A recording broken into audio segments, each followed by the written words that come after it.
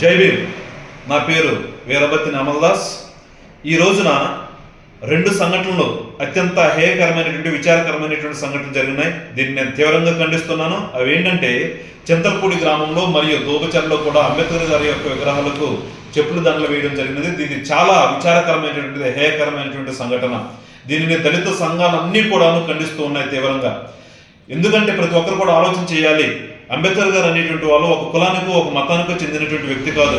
అరే బాబు, అందరూ తెలుసుకోండి. విషయం ఏంటంటే, ఆయన వలనే ఈ రోజు భారతదేశం అనేటువంటి ప్రపంచ దేశాలలో ఒకటిగా గుర్తించబడినది. ఆయన ఇచ్చినటువంటి రాజ్యాంగం వలనే మనందరికి కూడా గుర్తింపు పొందుతున్నాం అనేటువంటి ఒక విషయాన్ని ప్రతి ఒక్కరు కూడా గుర్తుంచుకోవాలని నేను ఈ సభాముఖంగా మీ అందరికి కూడా తెలియజేస్తూ ఉన్నాను. ఈ మూర్ఖులు చేసేటువంటి చర్యల వలన మన గౌరవాన్ని మనమే తగ్గించుకుంటున్నాం. ఈ రోజు ఆయన ప్రపంచ మేధావిగా గుర్తించబడుతూ ఉన్నాడు.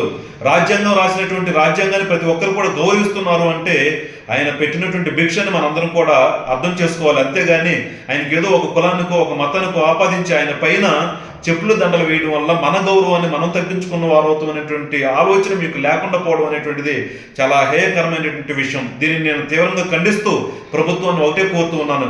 ఇలాంటి దుండగులను చాలా తీవ్రంగా కఠినంగా శిక్షించాలి. ఇలాంటి సంఘటనలు మరలా పునరావృతం కాకుండా ఎవరు చేయాలన్నా భయపడే విధంగా ఇలాంటి దోషులను పట్టుకుని శిక్షించాలని నేను ప్రభుత్వాన్ని కోరుతూ ఉన్నాను. ఇలాంటి సంఘటనలు కనుక మరలా పునరావృతం అయితే ఖబర్దారు ప్రతి ఒక్కరు కూడా చెప్తూ ఉన్నాము. దళిత సంఘాలు యావత్తు కూడా రోడ్లపైకి వచ్చి ప్రభుత్వాన్ని నిర్బంధించి మా హక్కుల కోసం పోరాడడానికి ఏ విధంగా కూడా వెనుకంజ వేయమని చెప్పేసి ఈ మీడియా ముఖంగా మీ అందరిని కూడా హెచ్చరిస్తూ సెలవు తీసుకుంటూ ఉన్నాను. జై భీమ్.